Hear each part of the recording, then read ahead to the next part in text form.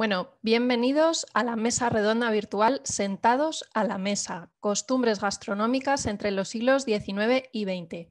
Soy Cecilia Casas del Museo Cerralbo y hoy voy a ser la moderadora de esta mesa en la que contamos con Ana Vega Pérez de Arlucea, José Luis Sancho Gaspar, Julio Acosta Martín y Concha Baeza. Para arrancar esta mesa redonda contamos en primer lugar con Ana Vega Pérez de Arlucea, que quizá conozcáis como Vizcayen, y que es bloguera, escritora y periodista gastronómica. Ana nos va a introducir en el fascinante mundo de las costumbres gastronómicas de la nobleza española en el siglo XIX, incluyendo ejemplos de la mesa del Marqués de Cerralbo. Por favor, Ana, tu turno. Bueno, hola a todos, es un placer saludaros a vosotros y a los que nos están viendo desde casa sobre todo. Bueno, ¿cuál es el problema que vamos a tener aquí? Bueno, la cuestión es que las fronteras de la gastronomía son tan grandes, tan extensas, que es muy difícil a veces explicar, y menos en 10 minutos, como tengo yo, que me enrollo mucho, un tema determinado de un momento de la historia de la cocina. Entonces, me voy a limitar a un aspecto muy concreto de la alimentación que arranca a finales del siglo XIX y termina a principios del siguiente, del XX, y es sobre todo la mesa aristocrática, ¿vale? Cómo comían, qué comían las grandes familias, la clase alta española, y sobre todo cómo se refleja eso en los menús que se guardan en el Museo de Cerralbo y relacionados con la familia Cerralbo. Bueno, entonces, aquí tenemos esto súper rápido, Enrique de Aguilera y Gamboa, que seguro que nuestros amigos lo conocen como el Gran Marqués de Cerralbo, fundador del museo. Vivió entre 1845 y 1922 y nos viene de rechupete porque justo en esas fechas es cuando cambió casi por completo la gastronomía en España y nació lo que podríamos llamar como alta cocina moderna española. Vale. Justo entre esos años termina lo que sería la gran influencia de la gastronomía francesa que había imperado desde el advenimiento de los Borbones hasta los primeros años de las primeras décadas del siglo XIX, y empieza poco a poco a recuperarse, ¿no?, el gusto y la preferencia por lo que se entendería después como cocina nacional, ¿vale?, que es una mezcla más bien de cocinas regionales de todo el país. Entonces, a lo largo de su vida, el Marqués de Cerralbo, sin querer, fue testigo privilegiado de todo este cambio. Y, por ejemplo, uno de los hitos que ocurrieron en este periodo de tiempo sería la publicación de un libro que igual mucha gente no conoce, se puede buscar digitalizado, es muy bonito, que se llama La cocina moderna. Se editó en 1857 y lo escribieron dos señores, dos cocineros, Mariano Muñoz y José García Arena, y eran dos cocineros españoles, no franceses, ni italianos, ni suizos, que era la moda entre las casas elegantes de la época. Ellos eran españoles y además fueron seguramente los mejores cocineros de su época, porque trabajaban para una maravillosa condesa, que era la condesa de Campo Alange, famosísima en todo Madrid por su refinamiento. Ella había vivido muchos años en Francia, era la más elegante, la más lista, la más ingeniosa, ¿no?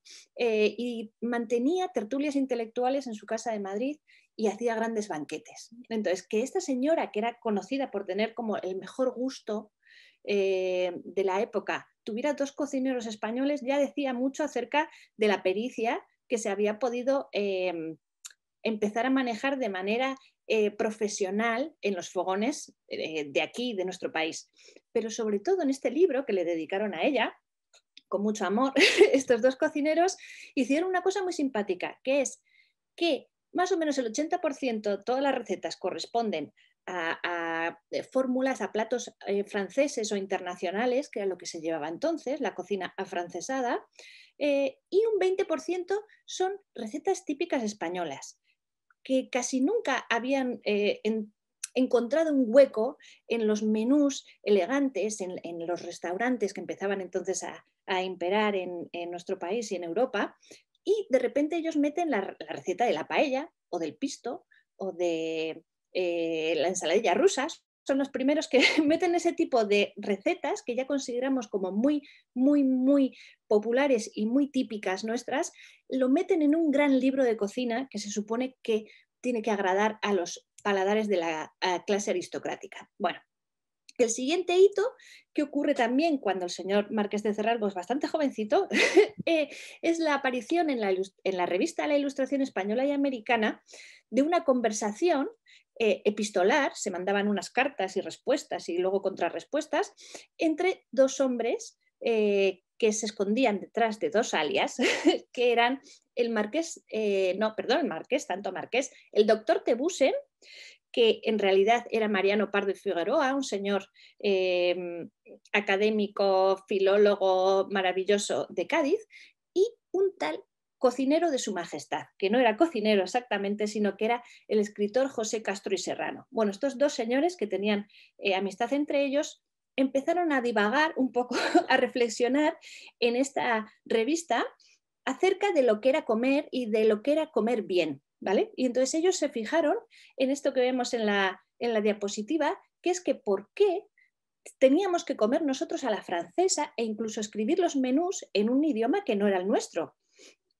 Y a ellos les pareció que cada vez había que dar un poco más de espacio a lo que se había considerado hasta entonces no cutre, sino un poco vulgar, que era la cocina castiza, la cocina típica española, que hasta entonces era eso, estaba como en un escalón inferior, ¿no? en categoría y en calidad a la francesa.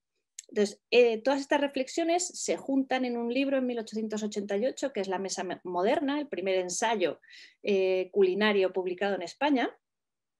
Y toda esta tira y afloja simpático entre lo extranjero, lo afrancesado, y a su vez lo nacional o lo popular, lo castizo, toda esa dicotomía empieza a plasmarse de una manera muy simpática en los menús de las clases altas españolas y sobre todo en los del Palacio de Cerralbo. Aquí tenemos el comedor, ellos fantásticos del Palacio de Cerralbo, y vemos, bueno, luego hablaremos del servicio a la rusa, del servicio a la francesa, vemos a toda esta gente sentada, pasándolo bien, y vamos a darnos cuenta de que poco a poco, entre finales del siglo XIX y principios del XX, los menús cada vez se hacen más orgullosamente españoles, más típicos. Por ejemplo, este que tenemos aquí, que es un menú en porcelana, que luego que se molestaban en hacer una figurita de porcelana y digamos, seguramente ofrecerla a los invitados. Este menú es del 9 de mayo de 1889. Entonces tiene unos cuantos, por supuesto está en francés, era lo que se llevaba todavía entonces. Los menús en español, por ejemplo, en la Casa Real no llegaron hasta 1906, más o menos. Y aquí tenemos un gran menú, todo lleno de sabores, de técnicas, de platos afrancesados, pero lo gracioso es que ellos, a pesar de tener ese retintín, ¿no? De que todavía esto era lo elegante y no era adecuado poner algo típico español, hacen un guiño a sus invitados, porque en este menú que se reseñó en diferentes medios de comunicación, resulta que acudieron un cardenal, el cardenal de Zaragoza, y el obispo de Madrid, el de Santander y algún otro más, unas cuantas autoridades eclesiásticas. Y entonces aquí lo simpático es que ellos se molestan en incluir en esa minuta de platos una tarta a la Richelieu, que también era cardenal, y alguna cosa más que tiene como ese simpático, como guiño de humor, ¿no? a la gente que venía a sentarse a su mesa y que pensaran que tú habías elegido ese menú pensando especialmente en ellos. Entonces, este ejemplo de personalizar un poco la minuta de los platos lo vamos a ver a la vez que se va viendo ese giro, ¿no? Como nacionalizado de los sabores típicos. Aquí a la izquierda tenemos un menú al que asistió el Marqués de Cerralbo. En Tolosa, el Marqués de Cerralbo era político, era conservador y vamos a entender que parte de ese conservadurismo, ¿no? Apreciar las tradiciones, lo nuestro, lo de siempre, ellos empezaron a aplicarlo también a la cocina. Y entonces resulta que muchos banquetes de orden carlista empieza ya a verse los platos en español y los platos, por ejemplo, con esos guiños que hemos visto, que son, por ejemplo, los pichones a la Borbón, para hacerle ahí una caricia al pretendiente, a la boinera, sabarín a la carlista. Todos estos platos realmente eran normales, solo que ellos le ponían este nombre para poder agasajar un poco a la gente que estaba allí sentada.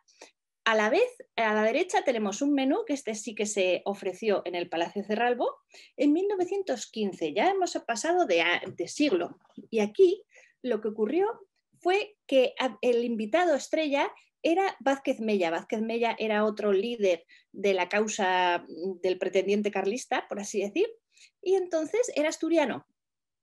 Y en este menú, que ya es pública y sin ningún tipo de remordimientos escrito en español, viene consomé a la real, que hace esa gracia, ¿no? Un poco como a la causa borbónica, pero hay unos huevos a la montañesa que se refieren al origen del señor Vázquez Mella, un solomillo a la castellana e incluso una tarta Vázquez Mella, que no sabemos cómo sería, pero es como ese esfuerzo, ese halago a la persona que estás intentando agasajar en ese banquete, ¿no? Entonces ya hemos visto que va como nacionalizándose, va acastizándose poco a poco la comida, y aquí tenemos otros dos ejemplos maravillosos, que es que esto ocurre en 1918, la infanta Beatriz, que es hija, creo que del tercer pretendiente carlista, visita España. Ella se supone que es española, pero no ha estado muchas veces en España y viene con sus hijas. Y entonces el marqués de Cerralbo, como líder del Partido Conservador Carlista, las invita a su casa y las invita a una cena y a una comida. La cena, que es el menú de la derecha, también está escrito completamente ya en español, en el idioma que ellos pensaban que era como el nacional, ¿no?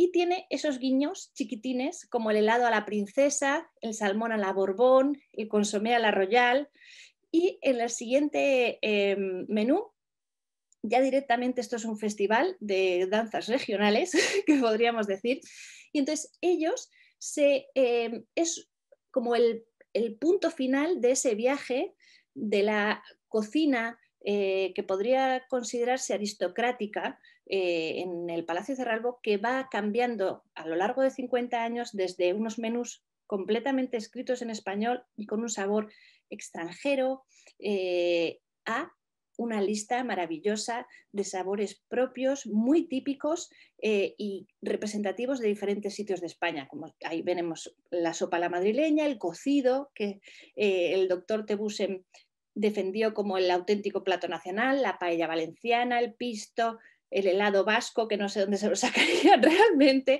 las fresas de Aranjuez.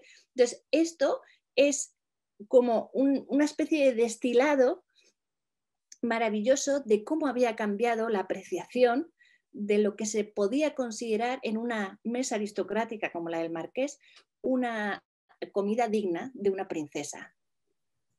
Y bueno, más o menos hasta aquí hemos llegado. Fantástico. Muchas gracias, Ana. Para continuar, contamos con José Luis Sancho Gaspar, investigador de Patrimonio Nacional, responsable de la documentación histórica de las cocinas de Palacio Real. José Luis tratará precisamente los interiores palaciegos ligados a la preparación y consumo de alimentos. Bienvenido, José Luis. Bueno, muchas gracias, Cecilia. Es un placer estar aquí.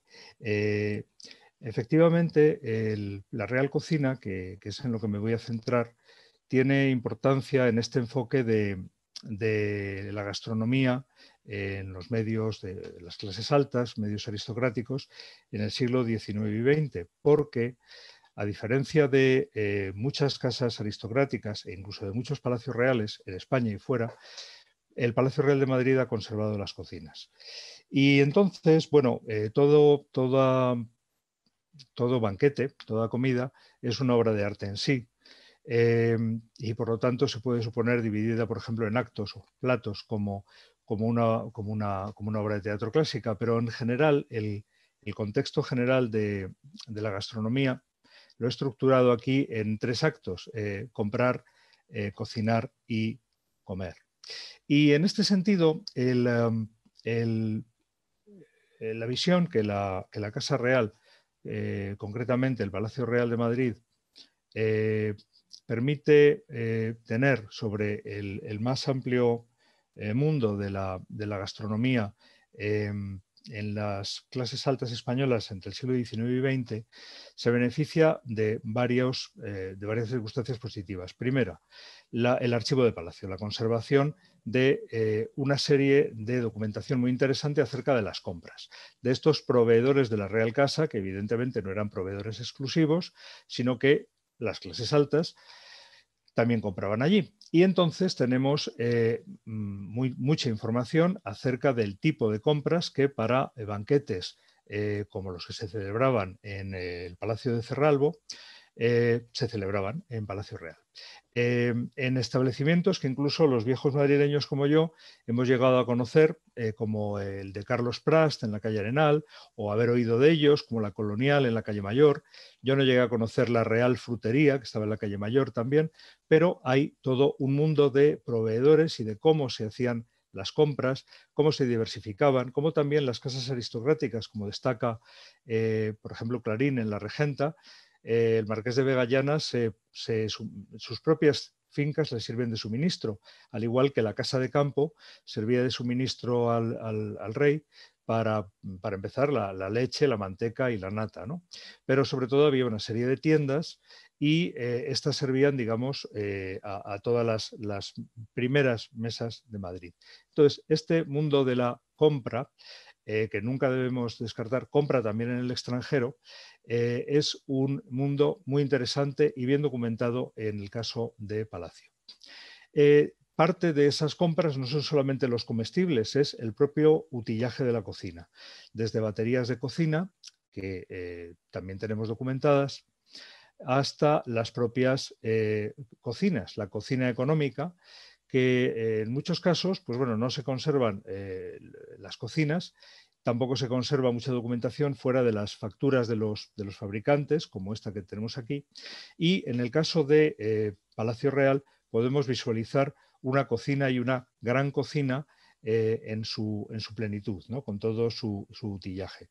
De manera que no solo pues tenemos, por ejemplo, en este caso, en la imagen muestra una fotografía de los años 30, en el primer reportaje fotográfico que se hace de la Real Cocina, este rôtissoir fabricado por Baudon de París, sino que, bueno, este tipo de artefactos los conocemos o se conocen en muchos casos por este tipo de facturas de los fabricantes, pero no por el objeto.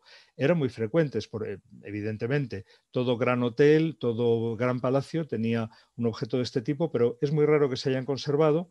Y aquí podemos contraponer lo verdaderamente insólito, que es la conservación de la máquina, con lo habitual, que es conocer estas cosas únicamente por las facturas.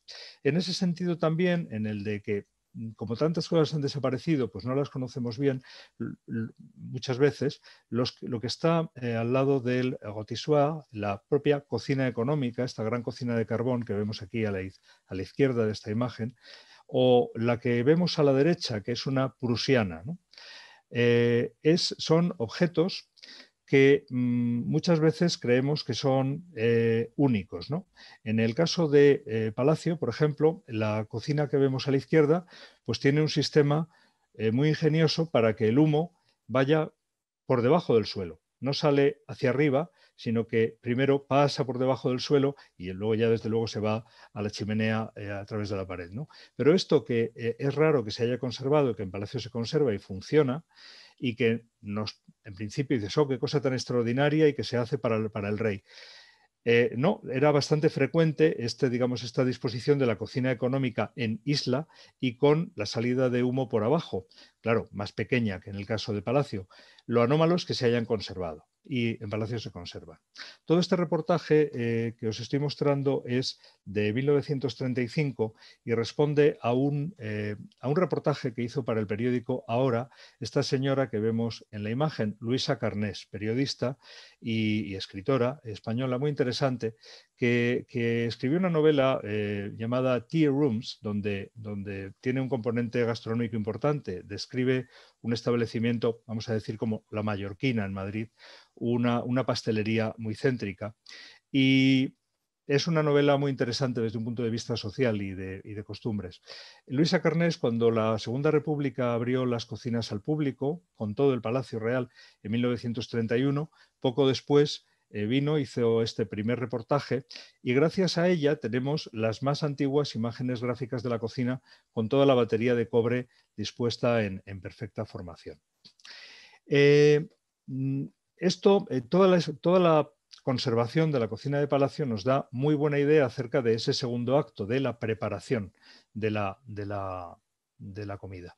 Acerca del tercer acto, de la consumición, bueno, el comedor de gala del Palacio Real de Madrid, sobre todo, también el comedor de diario sobre la fachada de Oriente, nos da la escenografía, pero acerca de lo terminado, pues están los menús también conservados en el archivo de Palacio, que están en muchos casos plagados de estas referencias a las que tan bien ha hecho referencia Ana, sobre cómo los platos nacionales van apareciendo en la mesa real y las alusiones más o menos finas a las circunstancias o a los comensales. Como, según ha dicho muy bien Ana, pues al principio hay una presencia muy clara del, en fin, que continúa reinando el francés tanto en la preparación como en la presentación de los menús. A lo largo de los reinados de Isabel II y de Alfonso XII, y cómo a partir de la boda de Alfonso XIII, pues esta norma se mantiene en muchos casos, como vemos en este menú de 1922, pero va cambiando paulatinamente. Y bueno, en este sentido, la cocina de Palacio sirve mucho para imaginar aquellas grandes cocinas que han desaparecido con los propios palacios madrileños, como el de Medinaceli, pero que incluso en casos en los que el palacio se mantiene, como el de Fernán Núñez, por ejemplo, pues ya no existen, porque al igual que en los palacios reales europeos, o ha desaparecido el palacio entero, o ha desaparecido, como en el caso de Viena, la cocina, porque muchas veces entienden que son espacios que no interesaban al público, cuando es, creo, una de las cosas que al público más pueden interesar, cómo los seres humanos comemos. Muchas gracias. Muy bien, José Luis, pues una visión inmejorable de esas costumbres palaciegas. Me han fascinado esas imágenes de ese reportaje.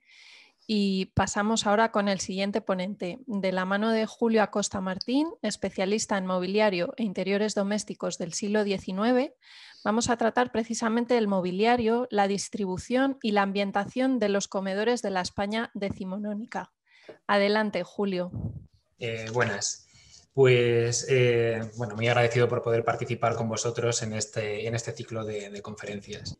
Pues es curioso que para los fastos que son las comidas y los gastos que originan, realmente no tengamos una pieza para comer hasta el siglo XVIII, hasta bien entrado el siglo XVIII. Hasta la época, el espacio para las comidas se realizaba en salas plurifuncionales, como en este ejemplo que tenemos de un grabado del siglo XVII, donde vemos que se monta literalmente una mesa en un dormitorio. Y digo lo de montar porque ya sabemos que las mesas eran una tablazón con unas borriquetas que se montaban y desmontaban simplemente para hacer las colaciones. Será Inglaterra el país que imponga el uso del comedor y llegará a España hacia finales de siglo, en casas señoriales de nueva planta. Ejemplos madrileños podemos encontrar muy tempranos en el extinto comedor del Palacio de la Moncloa o en el comedor de la Quinta del Capricho. Este último todavía se conserva, incluso el suelo de baldosa, que es un suelo bastante interesante. En nuestro país se va a consolidar el uso del comedor a lo largo del periodo fernandino. por esa necesidad de la burguesía de emular a las clases aristocráticas. No obstante, tenemos que tener en cuenta que en estos primeros momentos muchas viviendas no contaban con este espacio y destinaron la sala como el lugar adecuado para banquetear. Se aprovechaban todos los muebles de asiento que se disponían en torno a las paredes, incluso la propia mesa de sala que hacía las funciones de mesa de comedor. Irá surgiendo una tipología que todos es muy fácilmente reconocible para nosotros, que es la mesa extensible, denominadas también como elásticas, colisas, tienen distintos nombres, cuya ventaja fundamental era la de poder adaptarse al número de comensales. Las que mayor predicamento van a tener son las mesas redondas o de formato oblongo, pero tened en cuenta siempre que la mesa circular es la que se reserva para las comidas en familia. Aprovechando ya también la imagen de esta mesa con sus extensiones, completamente al desnudo, comentar que era un problema siempre donde almacenar las mismas. Por lo tanto, se recomendaba tener una despensa inmediata al comedor o muy cercana, donde colocar estas alargaderas, incluso en los quinqués, en los elementos de vajilla. Pero la realidad es que van a aparecer en los lugares más inverosímiles. En el Palacio Cerralbo aparecen documentadas, aparecen inventariadas las alargaderas del comedor de diario sobre el armario de la alcoba del marqués, que es un cuarto inmediato a dicho comedor. Y esta es una constante también que va a tardar mucho en desterrarse. Hasta bien entrado el siglo XX, comedores y alcobas van a estar indisolublemente unidos. Para las mesas más formales se va a seguir prefiriendo el formato rectangular y os he traído el ejemplo de la mesa del comedor de gala del Museo Cerralbo. Vemos una ambientación con maderas oscuras principalmente, nogal, a veces se usa también el roble. Y en este caso es una mesa toda hecha con material reaprovechado, balaustres de un antiguo palacio y un suelo de parqué. Pero no es lo interesante de la mesa, sino la chambrana perimetral que veis en el suelo, que a determinadas distancias permite girarla en ángulo recto, como se ve en el detalle, y configurar mesas de sección más reducidas. Con lo cual, una vez más, lo que se busca es poder adaptarla al número de comensales. Estas maderas se van a acabar a la cera o barnizadas y también encontraremos caoba y según avanza la centuria también el palo santo.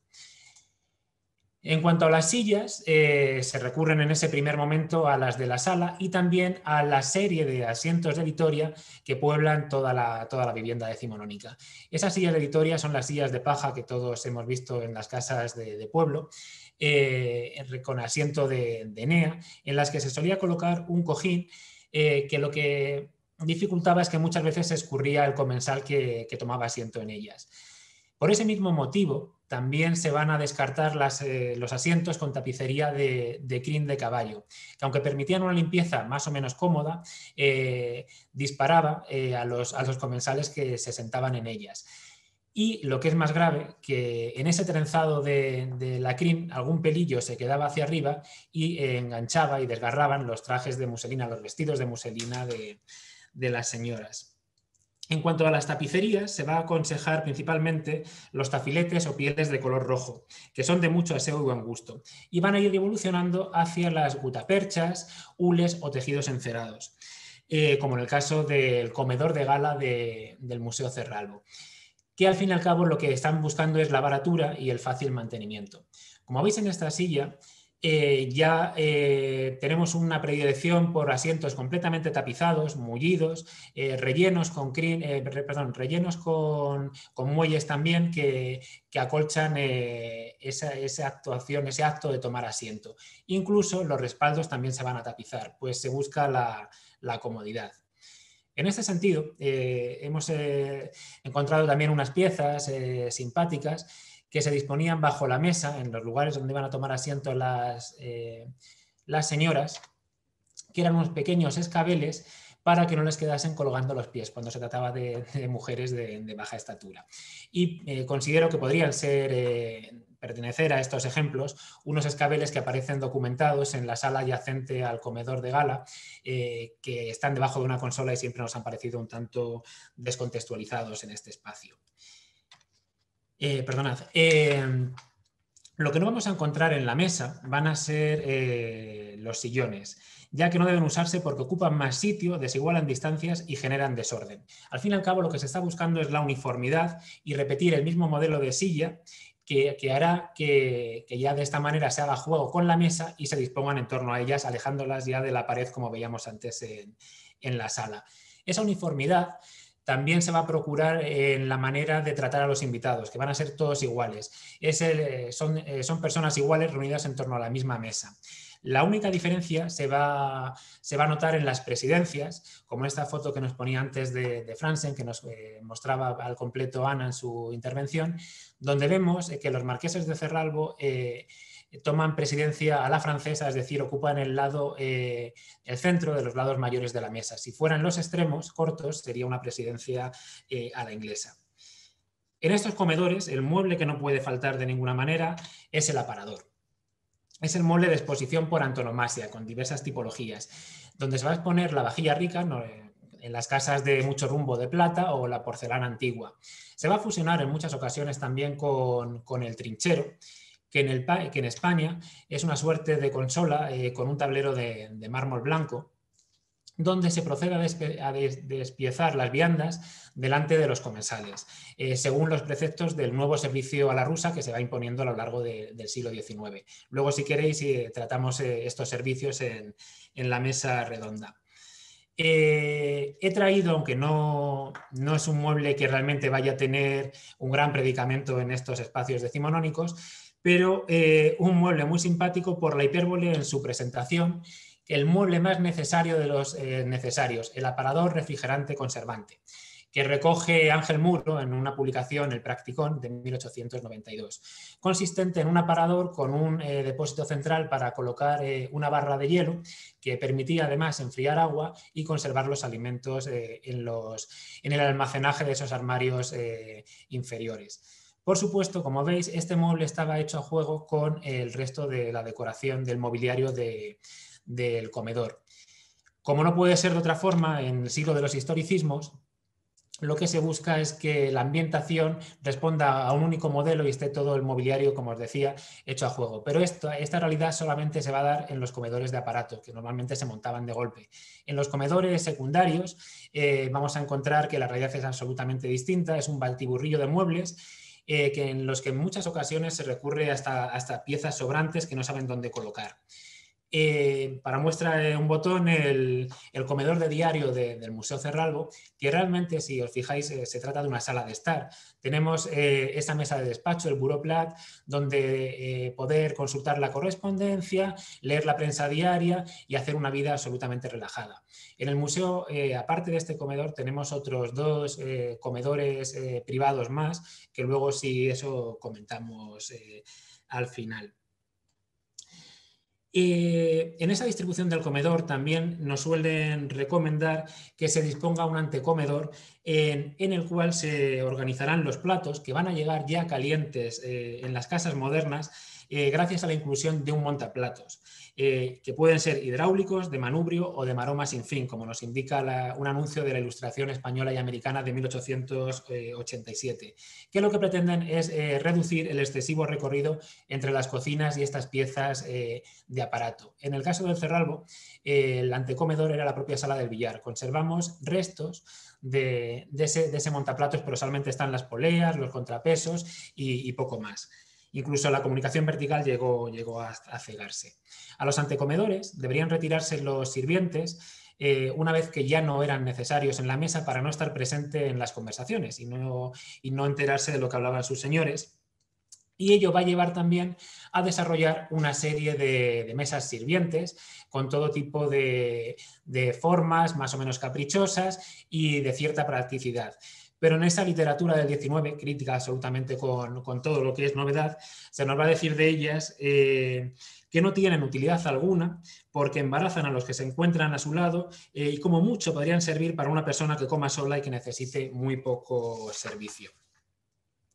El tema más importante, aparte del mobiliario, todo el ajuar de mesa, en el comedor va a ser el tema de la iluminación. Y esto es porque se prefiere la noche para las comidas elegantes. Esta necesidad de nocturnidad, de oscuridad, se va a llevar hasta el paroxismo, hasta tal punto que si los comensales hacen acto de presencia en el comedor cuando todavía es de día, se suelen entornar las persianas, se corren las cortinas e incluso también se recomienda que las cristaleras de los balcones se cierren con vidrios de colores que tamicen la entrada de la luz. Incluso, también a colación de lo que decía José Luis en la ubicación del comedor de Palacio Real, se procura orientar los comedores hacia poniente para que lo que entre, si acaso, sean los rayos crepusculares que generan una atmósfera más irreal. Y es que la luz artificial, con su efecto controlado y vibrante, hace que la plata que veíamos en los aparadores, la vajilla o incluso las damas luzcan mejor. La manera de alumbrar los comedores es mediante la lámpara que tenemos suspendida sobre la mesa, que solía ser de sistema único o combinado. Si es único, siempre se van a decantar por las velas, que es el sistema más elogiado, pero se tolera también el uso del quinqué. Lo que se descarta es el gas, puesto que sus luminarias generan demasiado calor. Dentro de los quinqués, el modelo más interesante, sobre todo para comedores de techos muy altos, es el que patenta Carcel en 1800, que mejora el quinqué de argán al disponer bajo el depósito un mecanismo de relojería que activa un sistema de válvulas que lo que permite es el ascenso continuado de los aceites hasta el mechero, con lo cual tenía un gran rendimiento lumínico y además una duración bastante extrema. Creo recordar que eran hasta 16 horas lo que podían durar estas luces. Como no puede ser de otro modo, también se irán introduciendo la iluminación eléctrica, pero con bastantes reticencias, porque se considera una luz demasiado grosera, que afeaba el cutis de las damas, ya que se veía con esta luz excesivamente blanco y se generaban unas sombras muy pronunciadas. En la foto que hacíamos alusión antes de Franzen, vemos como en ese comedor, en esa cena de gala que veíamos antes, directamente se suspende sobre las lámparas las bombillas sin ningún tipo de vestimenta, con lo cual entendemos que sí, que es una iluminación bastante agresiva. Concluyo ya la exposición diciendo que todas estas complicaciones en la vivienda, en la manera de recibir, va haciendo que según avanza la centuria, las gentes prefieran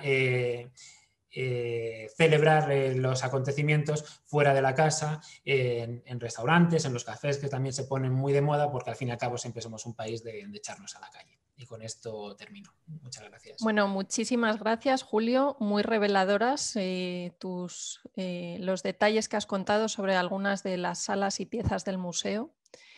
Y tras este vistazo al siglo XIX, vamos a asistir ahora al cambio de siglo y de costumbres alimentarias de la mano de Concha Baeza, que es escritora, especialista en obra gráfica y comisaria de exposiciones. Concha nos va a hablar sobre las nuevas tendencias alimentarias modernas en los carteles publicitarios de finales del siglo XIX y principios del siglo XX. Adelante, Concha, bienvenida. Gracias, Cecilia. Gracias a todos. Un placer estar con vosotros. Y bueno, si con vosotros tres hemos asistido a las grandes cenas de gala y a los grandes banquetes, yo voy a hacer un recorrido que nos lleve hacia las clases populares y a un acontecimiento, a una serie de elementos que nos introducen en lo que es los alimentos procesados, que empezaban a ser una potente industria junto con la que nos trae y lleva alimentos de un espacio geográfico a otro. Son elementos que están en marcha desde finales del siglo XIX y que surgen a través de unas grandes empresas o de empresas de tamaños relativamente grandes y que inician en ese final del siglo una guerra que aún no ha terminado y es la de estar en la mente del consumidor. Esto ahora los modernos lo llaman estar en el top of mind, que dicho así en inglés suena como algo muy moderno, pero os aseguro que es un mundo en el que nos estamos moviendo desde hace más de un siglo y medio. Primero fue la prensa, fue la publicidad directamente colocada en prensa. No es la publicidad que hoy entendemos en la que se intenta convencer, sino que es una publicidad que trabaja fundamentalmente con la información pero es que era importante esa información en aquel momento porque era muy, muy innovador. Por ejemplo, contar con unas harinas lacteadas que permitían sacar adelante a un bebé sin un ama de cría, o tener siempre una leche a disposición a demanda y que fuera sana, o poder disfrutar de un reconfortante caldo con solo diluir un cubito. Eran sorpresas, eran modos de hacer que, bueno, hoy nos resulta curioso, realmente casi parece difícil distinguir estos anuncios de los otros muchos que anunciaban cúralo todo y crece pelos maravillosos. La diferencia es que las otras marcas han existido, existen aún hoy, y estas, bueno, pues las pociones, aguas purgantes, etcétera, han caído evidentemente en el olvido. Pero realmente la auténtica revolución no es necesariamente la de la publicidad, sino la llegada del color. La litografía era un medio que ya estaba funcionando desde hacía décadas, pero solo en el último tramo del siglo XIX se descubre el modo de hacer litografía en color a un buen precio. Y además permite trabajar sobre papel y permite trabajar sobre hojalata.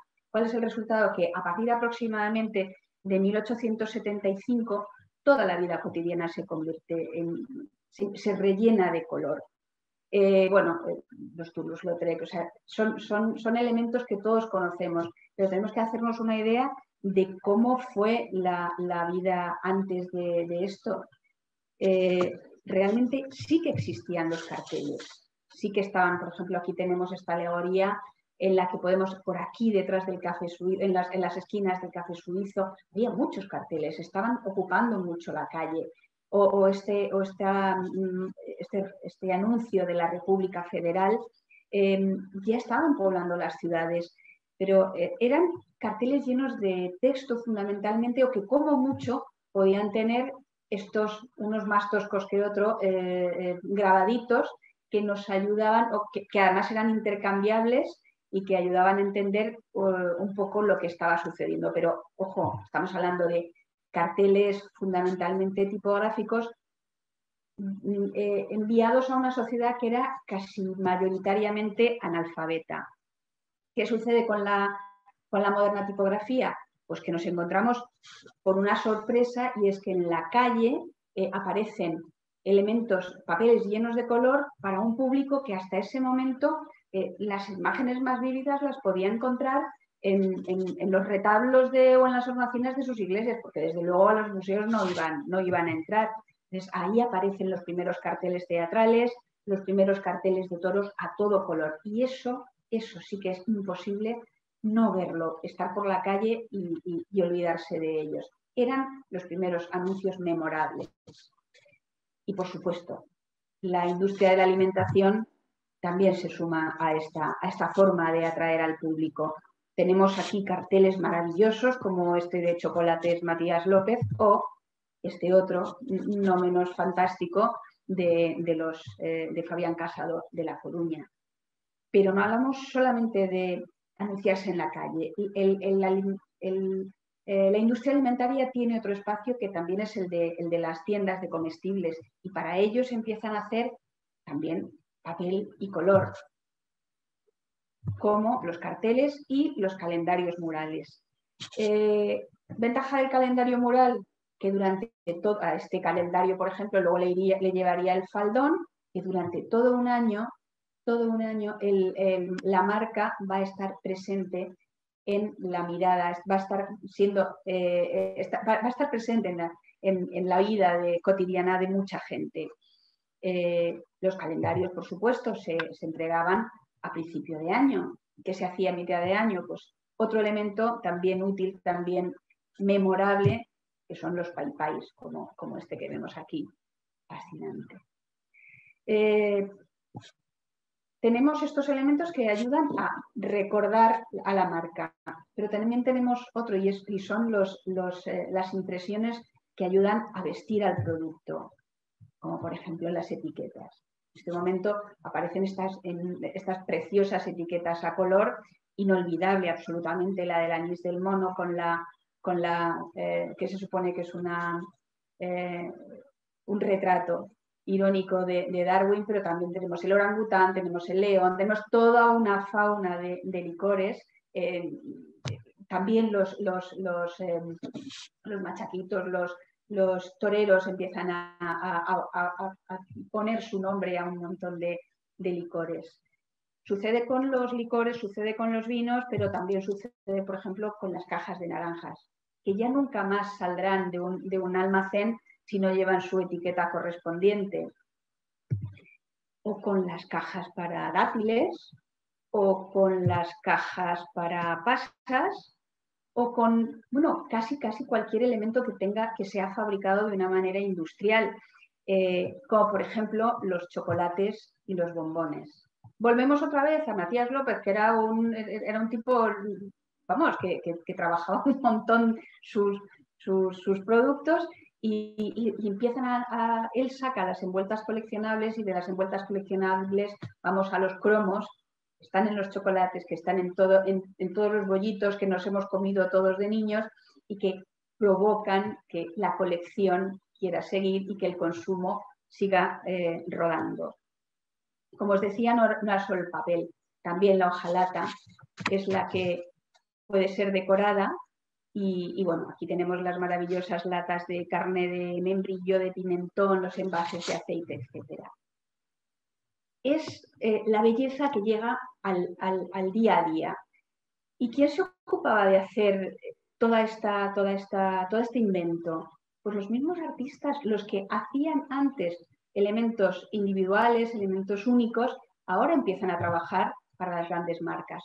Tenemos, por ejemplo, a este hombre, a Labarta, que había hizo montones de escenografías y sobre todo de figurines para ópera, trabajó muchísimo en Barcelona, porque también hace, pues esta señora para anunciar el vino, que evidentemente si le quitamos las botellas y le ponemos la cabeza del Bautista, ya sabemos que podría anunciar perfectamente una Salomé cualquiera. Pero tenemos también a Ramón Casas, que es alguien que está retratando a la burguesía, pero que también envía a la posteridad al anís del mono con el absolutamente memorable cartel del momento.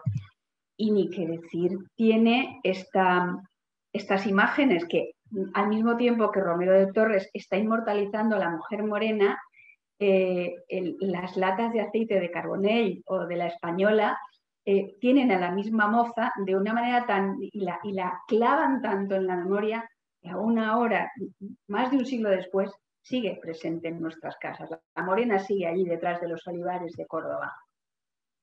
Con el tiempo, evidentemente, esta manera de este tipismo que tanto hemos visto en las pasas, etcétera, va derivando y lo que antes habían sido pintores regionalistas son sustituidos por especialistas que aprendieron a impactar al público de un modo más contundente, utilizando líneas más simples, colores más sólidos, más intensos, como el caso del fabuloso Emilio Ferrer y ese chico, inspirado directamente en la película de Chaplin.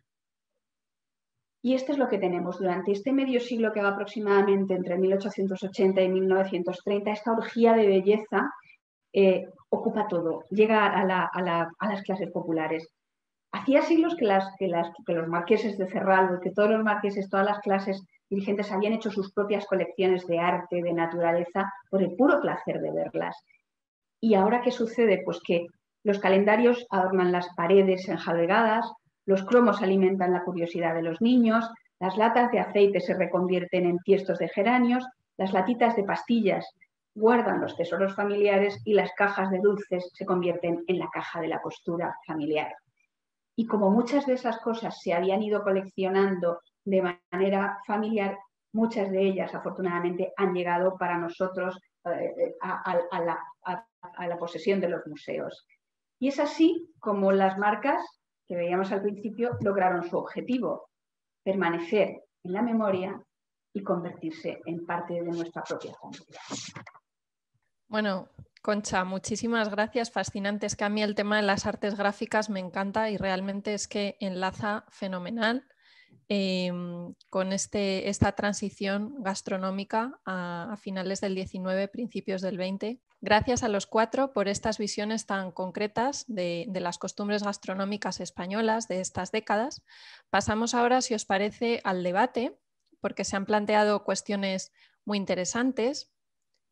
Si queréis, abrimos todos los micros.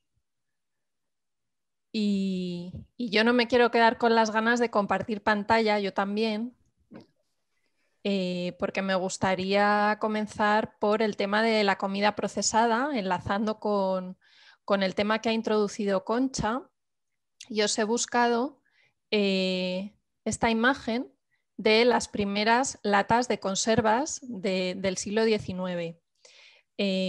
Las conservas en vidrio se inventan en 1808, por ahí, de hecho las usa Napoleón en sus ejércitos, pero esto es una conserva en metal que las inventa un señor que se llama Peter Durand y que, bueno, como veis, son un mamotreto bastante interesante y al principio no tenían ni abre fácil ni nada, o sea que creo que las abrían a machetazos o no sé bien cómo las abrían. Y después Julio nos ha introducido el tema de las neveras, que me parece también un tema interesantísimo, porque realmente en el siglo XIX pasamos de la conservación tradicional de los alimentos, que se hacía a base pues, de el secado, la salazón, la fermentación, el ahumado. Pasamos de repente pues, a la conservación en frío, al enlatado, a la deshidratación, en fin, un montón de productos como los que nos ha enseñado Concha, ¿verdad, Concha? En efecto, se produce un cambio que, bueno, estos tengo entendido que se abrían a bayonetazos, porque creo que primero se inventó la lata y luego el abrelatas. Además, eso probablemente Ana lo sepa, nos lo contará mucho mejor. No, pero es muy bonito como la cromolitografía, como puede funcionar tanto en hojalata como en papel. Insisto mucho en lo de que llena de color el día a día porque, no sé, siempre cuando se habla de carteles se piensa mucho en el espacio público, pero es que en el espacio privado todas esas conservas son muy importantes porque acaban formando parte del ajuar de la casa. O sea, las latas no se abren ni se tiran como hacemos hoy. Las latas se conservan durante años y desde el principio, igual que de los chocolates, los fabricantes de chocolate descubren que proponiendo colecciones de cromos, los niños van a seguir demandando, los padres van a seguir buscando y me falta un cromo. De la misma manera, la lata de dulce de membrillo se incorpora al ajuar de la casa. O sea, no se compran materiales específicos, sino que se reutilizan. Y cuantos más hermosos son, más demanda hay. Y claro, son los cuadros, son las cosas maravillosas que hoy te puedes encontrar paseándote por el Cerralbo. En las clases populares no existen hasta que la industria se la pone en sus manos y se apropian del envoltorio y forma parte del producto. Esa belleza que dice Concha, curiosamente, es lo que te comentaba, que no pude al final mandarte las imágenes, aunque las he sacado también para ponerlas ahora en la mesa redonda. Precisamente por esa cualidad estética se conservan en el Palacio una serie de botellas de anís escarchado de Getafe, de Valencia, completamente vacías, pero que se han guardado precisamente por eso. Cuando se han tirado mucho ajuar de la vivienda que no se le dio ningún valor, incluso las cocinas, que también hay una imagen para proyectar de las cocinas que aquí las tiramos en los años 60 porque no le dimos ningún tipo de valor. Precisamente ahora siguen en las recuperaciones que hacemos del Palacio. Hemos sacado a la luz un retrete que nunca se había visto, bueno, la imagen está detrás de mí con una taza de porcelana inglesa, pero bueno, ese es otro tema. Es cierto eso, que ese valor estético que tienen esas piezas ha sido las que ha salvado una serie de botellas de vidrio con sus cromolitografías completamente de la desidia o de la pérdida que hubieran tenido otro tipo de objetos. Y a mí me ha parecido maravilloso el final de Concha especialmente, y me ha hecho darme cuenta de que aquí, al lado de mi mesa, tengo una caja de mi abuela de dulces Tuyarro de Santa Coloma de Farnés, y que efectivamente en el ajuar doméstico está incorporado desde hace más años de los que tengo. Ha sido todo muy interesante. En cuanto al montaplatos que comentaba Julio, destacaros que, bueno, he hablado del Palacio de Madrid, pero por ejemplo el Palacio de Río Frío se conserva otro que ha sido restaurado recientemente por mis compañeros de conservación, junto con el comedor de Río Frío y tal. Han prestado mucha atención a todo aquello, y a la sala adjunta al comedor, que es donde está precisamente el montaplatos, y se me ha olvidado mencionar eso como escenografía recuperada de comida en el 19 y en un palacio menor, que permite una cuestión, digamos más familiar. Qué interesante. Y muy interesante, efectivamente, lo de la nevera de Julio. Yo no había visto nunca una pieza similar. Vamos, yo reconozco que ese tipo de mobiliario no lo he trabajado, y ya os digo que tampoco creo que tuviera una incursión real en la vivienda. Serían ejemplos muy puntuales. Sí, en prensa, sí abunda mucho en la prensa de la época muchos anuncios sobre fabricación de hielo. Eso sí que vamos a encontrar mucho, pero sobre el mueble en cuestión no tanto. Ya sabéis que existían las fresqueras y ese tipo de muebles, pero ya es más, yo creo que ya es más siglo XX. Esa publicación es de los 90, la del Practicón, y ya es más siglo XX el uso del hielo directamente como para conservar de esta manera. Yo he estado investigando un poquillo sobre las neveras y os tengo aquí una que es de compresión a vapor, que es de las que se inventan en el 19. Antes estaban las neveras, que era con barra de hielo, y después ya empezó la nevera, digamos, mecánica, ¿no? Eléctrica. Eléctrica. A mí me gustaría contar, se me oye, ¿no? Sí. Que las neveras eléctricas a España, bueno, empezaron en Estados Unidos, pero a España, por ejemplo, empezaron a popularizarse muy, muy, muy tímidamente en los años 30. Y una historia muy simpática que hay sobre eso solo se la podía permitir la gente que tenía mucho dinero, porque costaba muchísimo. Entonces, hay un libro de la marquesa de Paravere, que todo el mundo la conocerá, María Mestaller, que era paisana mía, era de Bilbao, y ella protagonizó una anécdota muy simpática porque empezó en sus libros a hablar de lo maravillosas que eran las neveras eléctricas y que qué buena idea y que no sé qué, no sé cuántos. Y entonces, en un acto maravilloso de influencer del siglo XXI, la marca Crossley le ofreció una nevera para ella, para que lo tuviera en su casa. Bueno, ella tenía dinero, no le hacía falta que le regalaran una nevera, ¿vale? Pero digamos que la aceptó y fue la primera nevera eléctrica que hubo en Bilbao, creo que esto es en el año 1929, 1930, y la gente se hacía la tonta para visitarla, para ver la nevera, porque les parecía una cosa alucinante, ¿no? Entonces ella te permitía hacer helados, por ejemplo, sin tener que utilizar una heladera de manivela, y bueno, fue como una cosa maravillosa. Sí, bueno, las gentes de mi edad todavía recordamos que mi tía, por ejemplo, pues tenía la nevera en el salón, porque la nevera se enseñaba, era una pieza de prestigio, ¿no? En el año 50 y muchos.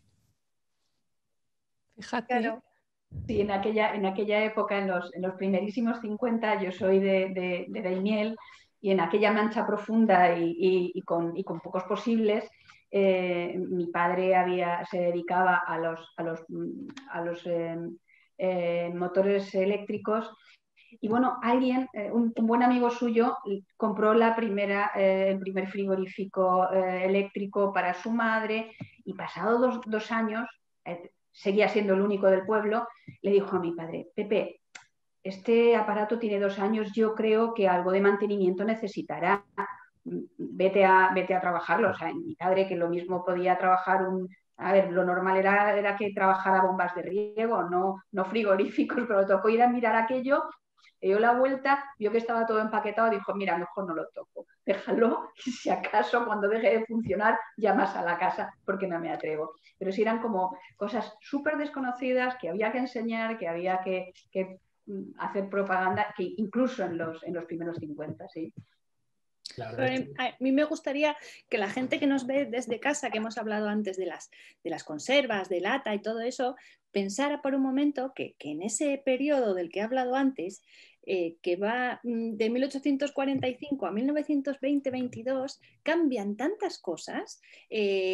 No solamente se empiezan a hacer conservas de todo. En España hubo una industria conservera maravillosa en el Cantábrico, sobre todo de productos del mar, pero también de mermeladas, de melocotón en almíbar, de un montón de cosas, de tomate, de pimientos.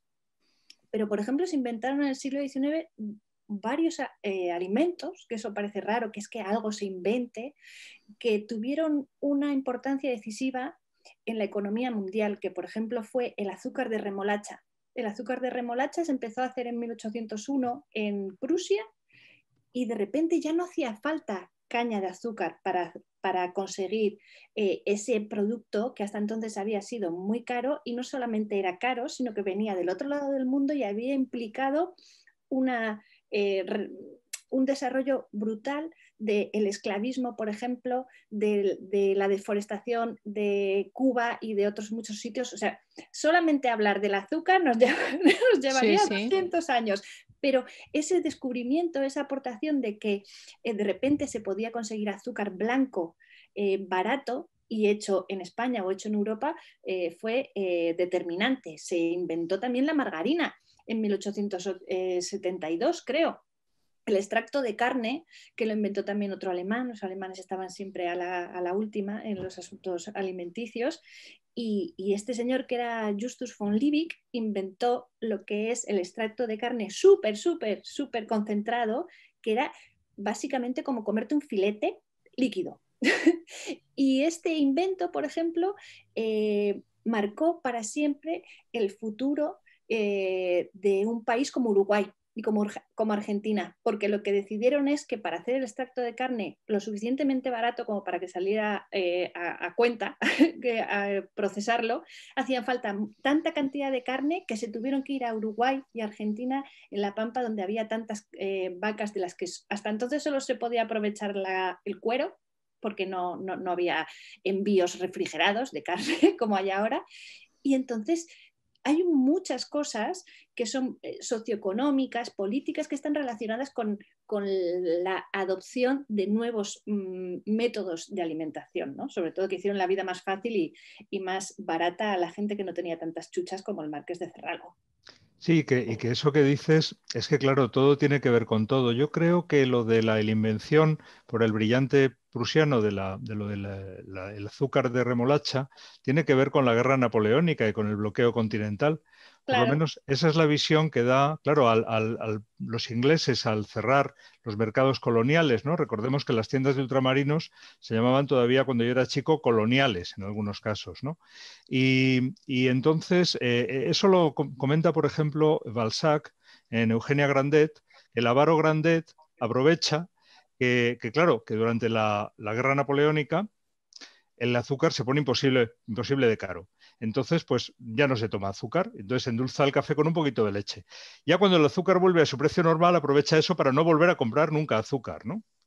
Lo cual es propio del avaro en este caso. Y eso me recuerda también la literatura, es decir, a mí me hubiera hecho más referencias a cuestiones literarias como estas de la visión del cocinero que da Clarín en La Regenta y tal, y en el caso de Palacios madrileños, pues recordar a Galdós, ¿no? Porque tanto en Lo Prohibido como en Torquemada, sobre todo, pues las descripciones no solamente de los banquetes y de la importancia para las clases altas de esto, ¿no? Sino también de los cocineros y de cómo los criados viven, el cómo les llegan las obras, ¿no? Tengo ahí unas miserias de lengua en escarlata, dice un criado en una de las novelas de Torquemada, para comentar que se va a comer unas obras, ¿no? Pero unas obras exquisitas, claro.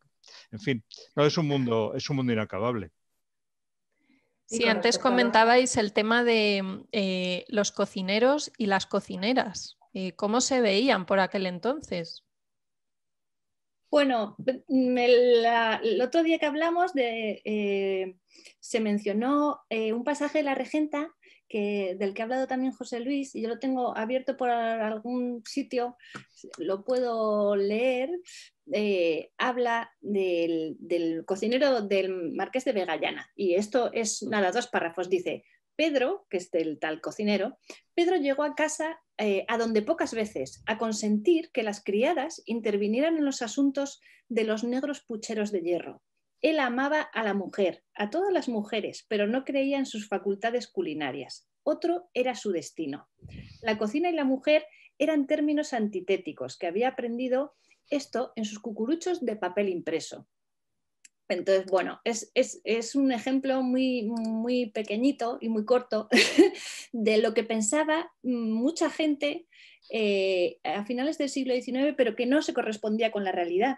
Sí. No me quiero aquí yo extender ni poner muchísimos ejemplos, pero había muchas mujeres que se dedicaban a la cocina profesional, solo que normalmente eran en una casa quizás de nivel adquisitivo medio, en el que solamente hacía falta una cocinera o 2. Cuando ya estamos hablando de una gran casa, sobre todo una casa aristocrática o de un hotel, que ya estaban utilizando el sistema de brigadas de cocina profesionales, normalmente se empleaba a hombres.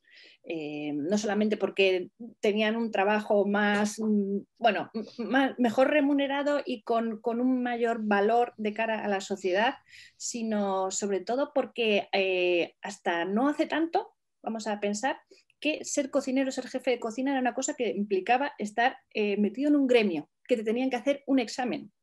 Y ese examen no lo podían hacer las mujeres. Entonces llevar, ¿no?, esa vida de guisandera profesional era algo un poco... era normal, pero no tenía tanta relevancia ni tanta apreciación como podían tener los cocineros, y sobre todo los cocineros extranjeros, que lo que a la gente le gustaba era presumir de un cocinero francés, o que hubiera estudiado en Francia, claro. Sin embargo, el papel de la mujer como cocinera buena, pues a veces se señala anecdóticamente desde un punto de vista social. Por ejemplo, en La Regenta, una de las tías de La Regenta, que son las dos bastante antipáticas, pero una de ellas es la cocinera más afamada de toda Vetusta, ¿no? Y tiene libros de cocina y tal, entonces cuando hay que cocinar bien, pues allí que la llaman, ¿no? Perdón, que he interrumpido a Julio, me parece. No, en absoluto, no, nada. No, quería deciros también que en este interés porque la mujer, bueno, por las cocineras, que en esa publicación donde sacaba el mueble de refrigerador, proponen crear también una escuela de cocina para que la mujer esté instruida, al igual que se instruye a las señoras en piano, en labores y demás, que también tuvieran una formación en cocina, no solamente aprendida de lo que se va tomando de la casa, de su madre, de la familia, sino que tuviera una formación real en cocina, que también es simpático. Y es bueno, eso lo dijo, yo aquí ya voy a echar, eso lo dijo Ángel Muro. Ángel Muro era un señor muy machista, tiene mucho mérito y escribió unas cosas muy valiosas, pero era un señor muy machista que confundió 2 cosas que la gente todavía sigue confundiendo, que él pensaba que la alta cocina era una cosa que se tenía que aprender, o sea, que tenía ya como una especie de carrera académica, que entonces era más que nada empezar desde muy jovencito y hacer un aprendizaje y trabajar muchos años, pero no valoraban la cocina doméstica, que normalmente en casi todas las familias la hacían las mujeres. Entonces hay un momento en el libro en el que habla de las maritornes, de que si son unas sucias, de que te sisan el dinero cuando van a la compra y tal, y bueno, no habla de lo mucho que hacían las mujeres para poder dar de comer a sus familias con muy poquito y encima hacerlo rico, ¿vale? Entonces él siempre habló de alta cocina y creía que en ese mundo profesional, viril, de soy el mejor y soy chef, no cabían las mujeres. Bueno, pero no era el único que lo pensaba, porque tú mismo, Pedro, el cocinero de Vegallana, cuando le dicen que es que los cocineros son más caros que las cocineras, entonces dice, amigo, el que no sea rico, que no coma. Y entonces añade Clarín, bueno, por lo demás, él era socialista, pero en otras materias. Entonces Claro, yo creo que era una visión muy... cuestión de estatus también tener un cocinero, y sobre todo tener un cocinero. Yo suelo contar los ejemplos porque yo soy de Bilbao, y Bilbao en las últimas décadas del siglo XIX crece muchísimo, se vuelve una ciudad muy rica en la que había mucha gente con mucho dinero, y lo más fastuoso que podías hacer, aparte de tener una casa muy grande y una segunda residencia y no sé qué, era tener un cocinero francés o italiano o suizo. Pero eso era lo que más caché te podía dar. Pero luego realmente las que hacían el trabajo, como ahora se hacen los segundos, terceros y todos los demás en las cocinas, muchas veces eran mujeres. Y esas mujeres aprendían con un cocinero suizo, y luego ellas tenían la oportunidad de poner su propio restaurante o de irse a otra casa a trabajar, ¿no? Funcionaba muchas veces así. A mí me parece especialmente interesante, como lo comenta Ana, sobre todo esa parte de la profesionalización, el examen, claro que impide ya de entrada la aparición de cocineras profesionales en altos estadios, en casas importantes, y cómo eso lo hemos heredado a lo largo del siglo XX y prácticamente del XXI. Y cuando se fusionan la alta cocina y la cocina popular, lo que encontramos es un montón de chicos, de cocineros estrella, etcétera, reivindicando las croquetas de su abuela. No las de su abuelo, jamás. Entonces, claro, es muy gracioso porque sí, las mujeres están reivindicadas por hombres. O sea, son muy pocas las que acceden a los puestos top, pero los chicos siempre reivindican la cocina familiar femenina. Cierto. Bueno, eso alguna vez José Luis nos tendrá que contar. Seguro que hay papeles en el palacio. Muchísimos cocineros eran extranjeros, muchos franceses y hombres. Pero, por ejemplo, ahí tenemos a la cocinera maravillosa española que se llevó la infanta María Teresa cuando se fue a Francia, que fue la que puso de moda el chocolate, por ejemplo, y se fue con una criada o azafata, que se decía entonces, que era la que le hacía a ella la comida. Entonces sí que existían mujeres, solo que había menos y no se les daba importancia, o no salían en los listados, ni pedían prebendas ni cosas parecidas, que es cuando ya apareces en los documentos, cuando pides. Hombre, en Palacio no solamente hay cosas así muy finas. Por ejemplo, otra infanta María Teresa, bueno, mejor dicho, una hija de Felipe V cuenta en una carta a su hermana, que es la Delfina en Francia, cómo se han subido a las buhardillas del Palacio de Aranjuez y han comido un chocolate y no sé qué más con las criadas allá arriba y tal. Y cómo también Barrio Nuevo comenta cómo a la reina Mariana, a la mujer de Felipe IV, se le antojan unos buñuelos estando preñada porque los ha olido y tal, y entonces mandan y dice, eran unos buñuelos picarescos, porque los mandan comprar a la plazuela, le apetecen buñuelos de los de bodegón de Puntapié, ¿no? Entonces, bueno, esto de que el palacio es así una cosa muy fina y muy exclusiva, por ejemplo, la reina María Cristina de Borbón, la mujer de Fernando VII, tenía un cocinero napolitano que era una pieza de mucho cuidado. O sea, hubo que expulsarle, pese a la protección de la reina, hubo que expulsarle de la servidumbre. Y no sé, es que las mujeres en Palacio eran muy decentes, no hay ninguna anécdota así como las del napolitano. Todas eran correctísimas y no hay nada malo que decir de las mujeres en Palacio. Bueno, hay una cosa muy simpática que no sé si la conocerá José Luis ni ninguno de vosotros, que es que la reina María Cristina, que era italiana, la última mujer de Fernando VII, le gustaba cocinar y fue famosa. No cocinaba siempre, desde luego, ni todos los días, porque no tenía necesidad, pero le gustaba.